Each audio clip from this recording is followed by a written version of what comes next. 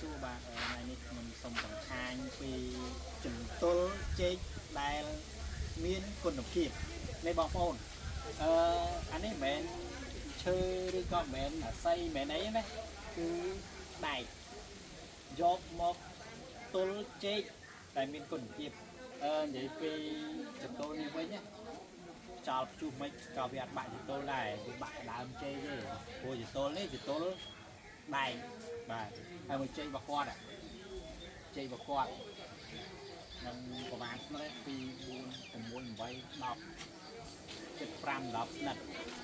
ញ្ចឹងបានគាត់យកដែកយកទៅធ្វើជំទល់ចេកបាទហើយយើងកុំស្មានថាចោលព្យុះអីសូណាមីអីបាក់ដែកហ្នឹងអត់ទេអត់បាក់ដែកទេវាបាក់តែដើមចេកទេបាទហើយសូមអរគុណហើយបើបងប្អូនគិតថាតំបន់របស់បងប្អូនមានចោលព្យុះខ្លាំងណាយកគំរូតាមបានគឺដែកយកទៅចតុលទល់ដើមចេកបាទសូមអរគុណ